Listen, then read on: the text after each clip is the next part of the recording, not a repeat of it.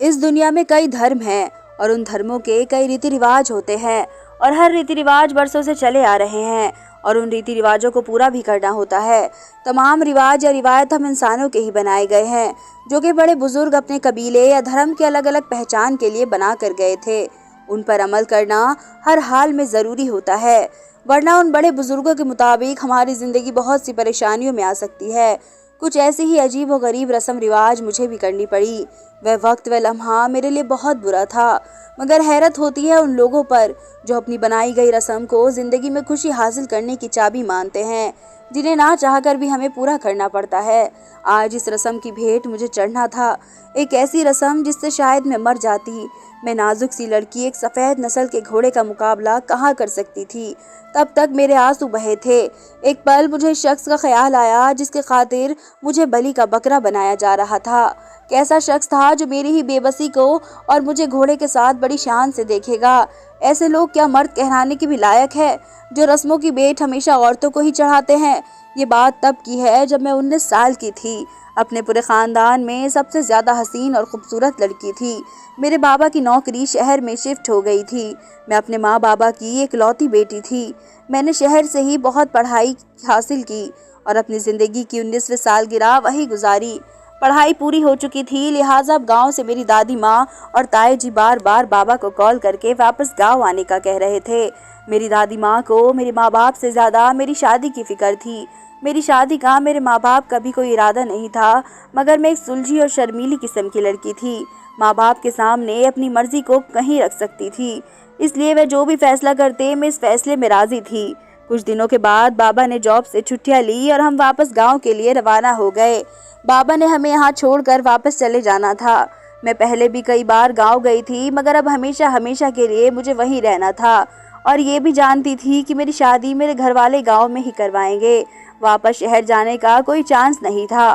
कुछ घंटों बाद हम अपने गांव पहुंच गए। गांव के शुरू में ही खुले मैदान और खेतों के नज़ारे शुरू हो गए थे। तभी एक मैदान में मुझे बड़ा सा शामियाना लगा दिखाई दिया। शायद गांव में किसी की शादी हो रही थी। मैं गौर से उस तरफ देखने लगी। खैर, मेरी शादी भी यूं ही किसी शामियाने में बैठकर की जानी थी। ये तो मैं जानती थी कि कुछ ही देर में हम अपने बाबा के घर के सामने पहुंच गए। दादी माँ और ताई जी के साथ साथ सभी घर वालों ने बड़ी गर्मजोशी से हमारा स्वागत किया। मैं अंदर कदम रखने ही वाली थी कि मुझे पीछे से घोड़े के बारी कदमों की आवाज़ आई। मैंने अस्तबल बना देखा था, जिसमें से एक घोड़ा भागकर हमारी तरफ आ रहा था। मुझे घोड़ों से बेहद डर लगता था। उसे अपनी तरफ आते देखकर मैं डर से चीखते हुए घर के अंदर भागने लगी। मुझे यूँ डरा हुआ देखकर ताई जी ने गले लगाया और परेशानी से दादी माँ को देखने लगी। मेरी दादी माँ ज़रा सख्त रवैये की थी। फौरन मुझसे बोली कि अब इस गांव में आ चुकी हो, घोड़ों से डरना छोड़ दो। तुम्हें पता होना चाहिए हमारे गांव की रस्म का, जब तक दुल्हन को घोड़ों के साथ। दादी माँ की बात फौरन मेरी माँ ने काट दी और बोली कि बच्ची है, डर गई है। शहर में इसने ये सब नहीं देखा ना, इसलिए कुछ ही दिनों में ठीक हो जाएगी। दादी माँ की अधूरी बात मेरे अंदर कई सवालात पैदा कर गई। माँ का उनकी बात टोकना साफ जाहिर था। तभी ताई जी मुझे बहलाते हुए अंदर ले जाने लगी। सबके साथ घुल मिलकर मैं बिल्कुल भूल चुकी थी। थोड़ी देर पहले जो भी हुआ था, रात हुई तो सबने मिलकर खाना खाया। खाने से फारिग होकर मैं कमरे में सोने के लिए लेटी ही थी कि मुझे घोड़े के हिनहाने की आवाज़ आई। मेरा दिल जोरों से धड़क उठा। मैं फौरन उठकर बैठ गई। इसके साथ मुझे कुछ रोने और चिल्लाने की आवाज़ें भी आने लगी। मैं भागकर अपनी माँ से लिपट गई। रात के इस खामोश वक्त में ये आवाज़ें मुझे काफ़ी डरा गई थी। मैंने पूछा कि माँ, ये आवाज़ें क्यों आ रही है? मेरे इस सवाल पर ताई जी ने मेरी तरफ देखा और हड़बड़ा कर फौरन कमरे का दरवाज़ा मजबूती से बंद कर दिया और बोली कि तुम सो जाओ, शायद वह घोड़ा फिर खुल चुका है, इसलिए ऐसी आवाज़ आ रही है। ताई जी के चेहरे से पता चल रहा था कि कुछ छुपा रही हैं। मैंने उन्हें सवालिया नज़रों से देखा और फिर बोली, क्या बात है ताई जी? मुझे ऐसा क्यों लग रहा है जैसे आप सब मुझसे कुछ छुपा रहे हैं? मेरी बात पर माँ बोली कि ऐसा कुछ भी नहीं है, ना कोई छुपाने वाली बात है। अगर कुछ है भी तो तुम्हें बहुत जल्द पता चल जाएगी। अब जाकर सो जाओ। मैंने एक एक नज़र माँ और ताई पर डाली और फिर अपने बिस्तर पर जाकर लेट गई। ये तो तय था कि कुछ बहुत ज़रूरी राज था जो मुझसे छुपा रही थी। वह शोर शराबा और चीखने की आवाज़ मुझे लगातार आ रही थी, जैसे कोई डर और दर्द से चीख रहा हो, और आवाज़ भी किसी लड़की की ही थी। न जाने क्या हो रहा था उसके साथ जो वह इस कदर रो रही थी, मगर हैरत की बात तो ये थी कि इसे बचाने या देखने के लिए ना तो मेरी ताई जी बाहर निकली थी और ना ही मेरी माँ। न जाने कब मेरी आंख लग गई और मैं सो गई। सुबह सवेरे उठने के बाद दादी माँ ने मुझे अपने पास बुलाया और बोली, आज तैयार रहना, घर में कुछ मेहमान आ रहे हैं तुमसे मिलने। उनकी बात पर मैं चौंकी और पूछा कि आखिर कौन मेहमान आ रहे हैं। मेरे सवाल पर वह बोली कि आज रिश्ते वाले आ रहे हैं तुम्हें देखने, वह भी इसी गांव से है, बस 2 गलियां छोड़कर उनका घर है। दादी माँ के अल्फाज ने मुझ पर जैसे बम गिराया था। अभी तो 1 दिन हुआ था मुझे यहाँ आए हुए और अभी से ही रिश्ते वाले मुझे देखने आ रहे थे। मैं अंदर ही अंदर काफ़ी बेचैन सी हो गई थी। गांव के मंदिर में एक ऐलान की आवाज़ गूंजी, जिसमें एक लड़की की अर्थी का ऐलान किया जा रहा था। अभी ऐलान हो ही रहा था कि दादी माँ सर्द आहें भर रही थी। सर्द आहें भरकर अफसोस से बोली कि चौधरी की बहू का देहांत हो गया है। अभी कल ही तो बेचारी की विदाई हुई थी। दादी माँ के अल्फाज पर मैं ध्यान दे रही थी कि तभी ताई जी की आवाज़ गूंजी, जिन्हें सुनकर मैं हैरत में गिरफ्तार हो गई। दिल में कई सवाल जन्म लेना शुरू हो गए। वह बोली कि माँ जी, अब जब दुल्हन को पहली ही रात घोड़ों के पास भेजा जाएगा, वे भी ऐसी नस्ल के, तो बेचारी दुल्हन क्या करेगी। इस बच्ची की तो उम्र भी सिर्फ 16 साल थी। सारी रात चीखती रही, रोती रही, मगर कोई इसकी पुकार पर वहां ना गया। जब सुबह देखा तो उसका देहांत हो गया अस्तबल में। मैं अभी भी उनके यहाँ से ही होकर आई हूँ। ताई जी की बात सुनकर मेरे रोंगटे खड़े हो गए। जिस्म पर यूं महसूस हुआ जैसे चींटियां रेंग रही हो। मैंने ताई जी की तरफ देखा और फिर दादी माँ की तरफ। ये कैसा बयान था। शादी की पहली रात दुल्हन अस्तबल में क्या कर रही थी और घोड़ों का नई नवेली दुल्हन से क्या रिश्ता है। मैं इसी सोच में घिरी हुई थी। दादी माँ से पूछ बैठी कि दादी माँ, आपको वहाँ जाना चाहिए जहाँ देहांत हुआ है। आखिर ऐसा क्या हुआ जो वह मर गई। मेरे सवाल पर दादी माँ ने आंखें निकाल कर मेरी तरफ देखा और बोली कि मैं ऐसी डरपोक और कायर की मौत पर अफसोस करने क्यों जाऊं। एक घोड़ा नहीं संभाला गया छोटा सा तो काम करना था, वह भी नहीं कर सकी। मेरी नज़र में ऐसी लड़की दगाबाज है जो ना पति की बनकर रह सकती थी, ना ही इससे वफादार हो सकती थी। मर गई तो मर गई। तुम तैयारी करो, आज तुम्हारे रिश्ते वाले आ रहे हैं। मेरी दादी माँ के इतने रूखे अल्फाज सुनकर उन्हें बहुत हैरानी से देख रही थी। मुझे दिल में दुख हुआ, कितना पत्थर दिल था उनका, मगर इसी के साथ मेरे दिमाग में ये भी सोचे थी कि आखिर क्या हुआ होगा इसके साथ जो मर गई। एक बार फिर मेरे दिमाग में वे चीखों की पुकार गूंजने लगी। मैं कभी लेकर रह गई। कुछ देर बाद मैं दादी और माँ के कहे मुताबिक तैयार हो गई। मैं काफ़ी झिझक महसूस कर रही थी। मेहमान आ चुके थे और मैं उनके साथ बैठे अब खुद को नॉर्मल महसूस कर रही थी। इस वक्त वहाँ मेरे होने वाली सास और शादीशुदा ननद मौजूद थी। मुझे देखते ही उन्होंने अपनी तरफ से बात पक्की कर दी। मेरे माँ बाप को भी कोई एतराज़ ना था, इसलिए 1 घंटे के दौरान ही मुझे अंगूठी पहनाकर बात पक्की कर दी गई और इसी के साथ अगले हफ्ते शादी के दिन की तारीख पक्की कर दी गई। मैं थोड़ी बहुत परेशान हुई। मुझे हैरानी थी कि आखिर मेरा होने वाला पति कैसा होगा और कौन होगा, पढ़ा लिखा होगा भी कि नहीं, शक्ल और सूरत और किरदार कैसा होगा। ऐसे कई सवालात मेरे दिमाग में आ रहे थे, मगर मैं अपने गांव और ख़ास तौर पर अपनी दादी माँ के गुस्से से वाकिफ़ थी, इसलिए उनके फ़ैसले को दिल से अपना लिया। यहाँ पर मेहंदी का कोई रिवाज ना था, एक ही दिन शादी और दावत की जाती थी। मेरी माँ खुश थी, मगर उसके साथ ही मैंने उनके चेहरे पर परेशानी के आसार भी देखे थे। जैसे जैसे दिन गुजरते जा रहे थे, मेरी बेचैनी और अजीब सा डर बढ़ता जा रहा था। मेरी शादी के लिए तमाम ज़रूरियात की चीज़ें और दहेज ले जाया गया। तभी एक दिन मैं जब कमरे में सो रही थी तो अचानक कुछ आवाज़ों ने मेरी नींद में खलल डाली। वह आवाज़ें मुझे सुनाई दे रही थी, जैसे कोई राज़दाराना बात कर रहा हो। मैं पूरी तरह जाग गई, मगर अपनी आंखें नहीं खोली थी। जो बात मुझे सुनाई दी, उन्हें सुनने के बाद मेरा वजूद सूखे पत्ते की तरह थर थर काँप गया। पूरे वजूद में एक सनसनी की लहर दौड़ गई। मेरी माँ ताई जी को कह रही थी कि शादी करीब आ रही है, मुझे खुशी है कि वह अपने घर की हो जाएगी। रमन एक अच्छा और समझदार लड़का है, मगर जैसे जैसे दिन करीब आ रहे हैं मुझे बेहद फिक्र होने लगी है अपनी बच्ची की। माँ की इस बात पर ताई जी बोली कि फिक्र ना करो, जो भी होगा बेहतर होगा। मैं और तुम भी तो इस गांव की है, जब हमने वह सब अच्छे से कर लिया तो ये भी कर लेगी। ताई माँ को हिम्मत बांधने को कह रही थी और माँ दोबारा कहने लगी कि वह घोड़ों से बहुत डरती है, इसे बहुत डर लगता है। ये भला कैसे उनके पास जा सकेगी? मुझे बहुत डर लग रहा है। ये सोचकर काश ऐसी रस्म ना बनी होती हमारे गांव की। माँ के अल्फाज ने मेरे अंदर तूफान खड़ा कर दिया। मैं डर के मारे दिमाग सुन्न करने लगी थी। आखिर ऐसा क्या था जो वह मुझसे छिपा रही थी? अब एक और परेशानी ने मुझे घेर लिया था। मैं कैसे भूल गई थी कि उस रात जिस लड़की की चीखने और पुकारने की आवाज़ आ रही थी वह पहली रात की दुल्हन थी और फिर उसकी सुबह मौत हो गई। मेरे दिमाग में तो बिल्कुल ही ये बात नहीं आई थी। शादी तो 2 दिन बाद मेरी भी थी, तो क्या मेरे साथ भी ऐसा कुछ होना था? क्या मुझे भी अस्तबल में लेकर जाया जाना था? मैं सांस रोक कर उनकी सारी बातें सुनती रही, जिनमें से कुछ मेरी समझ से बाहर हो रही थी। मैं अब खामोश नहीं रहना चाहती थी। मुझे इस बात की तह तक जाना था। मैं फौरन उठी और जाकर अपनी माँ और ताई के पास खड़ी हो गई। मेरे अंदाज भाप कर उनके चेहरे के रंग उड़ गए। वह हड़बड़ा कर बोली, कैसे क्यों देख रही हो हमें? मैंने उन्हें सवालिया नज़रों से देखते हुए कहा कि मैंने आप दोनों की सारी बातें सुन ली है। मुझे बताइए कि सच क्या है? वह लड़की क्यों मारी? क्या हुआ था इस रात उसके साथ? मैं क्यों इतना चीख रही थी? वह घोड़ों के अस्तबल में क्या कर रही थी? मेरी बात सुनकर मेरी माँ ने मुझसे नजरें चुरा ली, जबकि ताई जी ठंडी सांस भरकर मेरी माँ से बोली, क्या लगता है सच बताने का वक्त आ चुका है? बेहतर है कि इसे सच बता दिया जाए, इसी में बेहतरी है। शादी में 2 दिन रह चुके हैं और सच्चाई जानकर ये भी खुद को उन सब के लिए तैयार कर लेगी। ताई के अल्फाज मेरी सांस को रोक रहे थे और मुझे अपना ब्लड प्रेशर लो होता महसूस हो रहा था। मेरी माँ ने मेरी तरफ देखा और बोला, उनके अल्फाज में बिल्कुल गौर से सुन रही थी। वो कहने लगी कि हमारे इस गांव के कुछ रीत और रिवाज है जिनको पूरा किए बगैर हमारी शादी पूरी नहीं हो सकती। तुम बचपन से ही शहर में रह रही हो, इसलिए इन रस्मों को जान न सकी, मगर शायद अब वक्त आ गया है कि तुम्हें बता दिया जाए। माँ के अल्फाज मुझे बहुत बेचैन कर रहे थे। मैं बोली कि माँ बताएं साफ साफ कि आखिर क्या बात है। मुझसे सब्र नहीं हो रहा था।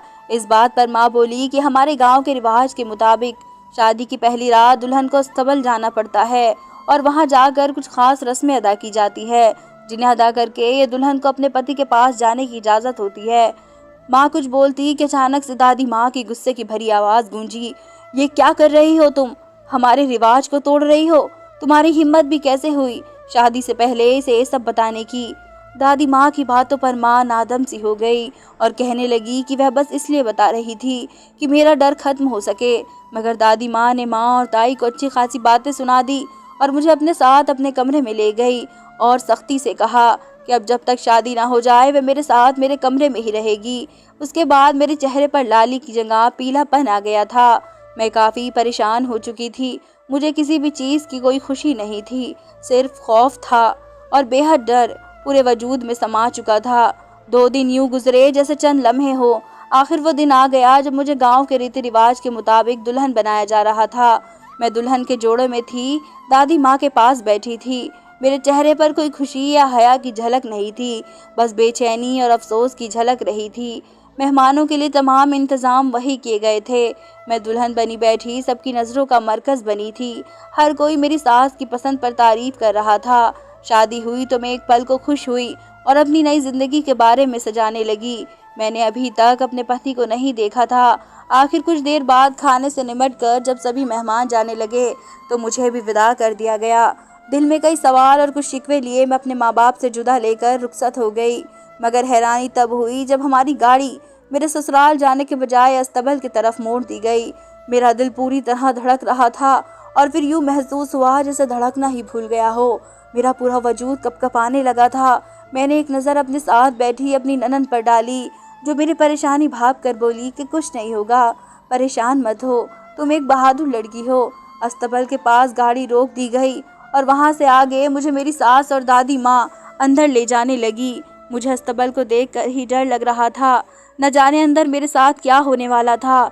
मैंने बहुत मुश्किल से उनसे बोलकर कहा कि मुझे यहाँ क्यों लेकर जा रहे हैं आप लोग। मेरे सवाल पर वह बोले कि अभी अंदर चलो, फिर तुम्हें सब कुछ समझाते हैं। उनकी बात पर मैं फ़ौरन हैरानी से बोली कि मुझे घोड़ों से डर लगता है, मैं अंदर नहीं जाऊंगी। मेरी इस बात पर मेरी सास बोली कि बेटा, अगर अंदर नहीं गई तो रस्म कैसे पूरी होगी।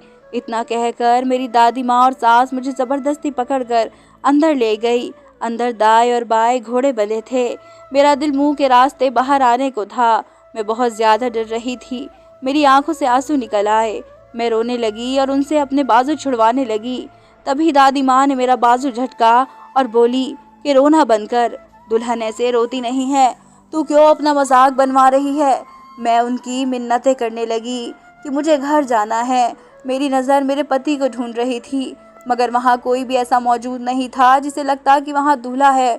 तभी मेरी सास ने मुझे वहाँ मौजूद लड़की की कुर्सी पर बैठाया और बोली कि देखो बेटा, हमारे यहाँ कुछ रस्में होती है जिनको पूरा करना हर शादीशुदा लड़की के लिए ज़रूरी होता है। ऐसा करने से एक तो ये पता चलेगा कि तुम अपने पति के साथ कितनी वफादार होगी, और दूसरा ये कि तुम अपने ससुराल वालों के लिए, उनकी खुशी के लिए किस हद तक जा सकती हो। हर वह लड़की जो इस रस्म को ठीक से निभा देती है वह अपने ससुराल में इज्जत से जी रही है, मगर वहीं कुछ लड़कियां डर के मारे अपनी ज़िंदगी से हाथ धो बैठती हैं। तुम एक अच्छी लड़की हो, इसलिए बहादुर बनो और जो ये सब साहब कहते हैं वह करो। मेरे हाथ पाँव फूल रहे थे, मेरा दिल काँप रहा था। मैं वहाँ से भाग जाऊं, मगर मेरी टांगें मेरा साथ नहीं दे रही थी। वो साहब एक अधेड़ उम्र के बाबा थे जो लाठी पकड़कर चलते हुए मेरे पास आए, मेरे सर पर हाथ रखा और बोले कि तुमने अब एक काम करना है। इसके बाद वह जो बोले, मेरी रूह मुझे जिस्म से अलग होती महसूस हुई। मैं चकरा कर अपनी सास के कंधे पर गिरी। ये कैसा गाँव था, कैसे रिवाज थे। मुझे इस पर वहाँ मौजूद हर शख्स पर बहुत गुस्सा आया, यहाँ तक कि अपने पति पर भी, जिसे मैंने देखा भी नहीं था। वह बोले कि सामने वाले सफ़ेद घोड़े के पास जाओ और उसकी पूंछ से मुट्ठी भर बाल काट कर लाओ। वह बकायदा मुझे कैंची पकड़ाते हुए बोले। मैं बहुत रोने लगी थी और दादी माँ से लिपट गई कि नहीं, मैं ये नहीं कर सकती, मुझे बहुत डर लगता है। मगर मेरी बात कौन मानता, सब तो वहाँ मेरे दुश्मन बने थे। उन्होंने मेरी एक ना सुनी और मुझे बाल काटने के लिए आगे भेजा। मैं डरते डरते कदम उठाती घोड़े के पास जाने लगी। 10 कदम की दूरी पर वह घोड़ा मौजूद था। मुझे डर महसूस हो रहा था। मैं बच्चों की तरह रोते हुए कहने लगी कि मुझे शादी नहीं करनी, मुझे वापस शहर जाना है। मेरी बात सुनते ही दादी माँ गुस्से से आगे बढ़ी और मुझ पर हाथ उठा दिया। मुझे थप्पड़ लगता इससे पहले ही मेरी सास ने उनका हाथ पकड़ लिया। वह मुझे कई बात सुनाने लगी। मैं जान चुकी थी कि अब बचने का कोई रास्ता नहीं।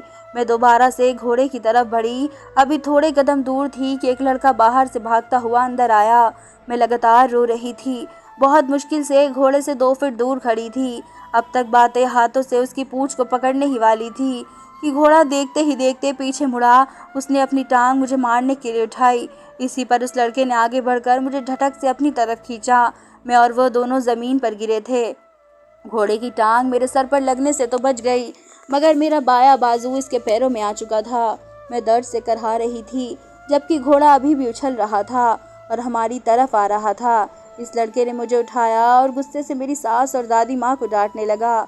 मैं डर और खौफ की मूरत बनी उसके साथ खड़ी उसका चेहरा देखने लगी। वह मेरी ही उम्र का लड़का था। वह कहीं से भी इस गांव के अनपढ़ लोगों जैसा नहीं लग रहा था। उसके बात करने के अंदाज से मैं पहचान गई थी। मैं ख्यालों से तब बाहर निकली जब उसने मेरी सास को माँ कहकर पुकारा। आप ऐसा कैसे कर सकती हैं माँ? जब मैंने कहा था कि मुझे ऐसे किसी भी रस्म का हिस्सा नहीं बनना, तो फिर क्यों आप मुझे धोखे से घर बेचकर मेरी बीवी को यहाँ लेकर आई हैं? अपने रिवाज और रस्में बंद कर दें। कितनी मासूम लड़कियों की ज़िंदगी बर्बाद करेंगे आप। सब घोड़े के बाल काट कर, इससे पति की नज़र उतार कर उन्हें जलाने से कौन सा पुण्य मिल जाता है? माँ, क्या घोड़े के बाल से ही लड़के की ज़िंदगी लंबी होती है या ससुराल में इज्जत मिलती है? ये सारे जज्बात तो दिल से आते हैं। किसी जानवर के बालों के मोहताज नहीं होते ऐसे रिश्ते। वह लड़का यानी रमन मेरा पति था। मैं उसे टकटक देख रही थी। मेरा सारा डर और बेचैनी दूर हो गई है। वह तो मेरी सोच से बिल्कुल अलग निकला था, बिल्कुल मेरी तरह ही समझदार था और ऐसे रस्मों रिवाजों के नाम को ना मानने वाला था। दादी माँ और सास शर्मिंदा थी, मगर उनकी रस्मों की वजह से गांव की कितनी लड़कियां मर चुकी थी, या फिर अपनी एक आँख खो चुकी थी, या हाथ पांव तुड़वा चुकी थी। इस वाक्य के बाद मेरी दादी माँ और सास की आंखें खुल गई, मगर बाकी गांव वाले अभी भी ऐसी रस्मों पर तुले हुए हैं। मेरी दादी माँ शर्मिंदा थी, जबकि सास सुबह शाम कॉल करके माफ़िया मांगती। इसी शाम अस्तबल से मेरा पति मुझे लेकर शहर आ गया, क्योंकि वह भी शहर में ही पढ़ लिख कर अच्छी नौकरी कर रहा था। हमारी शादी को 1 महीना गुजर चुका था, मगर मेरा पति अपने ख़ानदान वालों से सख्त नाराज़ था। हम अपनी ज़िंदगी में आगे बढ़ चुके थे और बेहद खुश थे। मगर हाँ, इस शाम घोड़े की टांग लगने की वजह से मेरा बायां बाजू ज़रूर खराब हो गया था। मगर डॉक्टर का कहना था कि कुछ महीने ध्यान रखने से वह भी दोबारा से हरकत करने लगेगा। शायद ये धक्का ज़रूरी था मेरे घर वालों की सोच बदलने के लिए और ऐसी रस्मों से खुद को आज़ाद करवाने के लिए। ये सब होने से उनकी सोच बदल गई। धन्यवाद दोस्तों।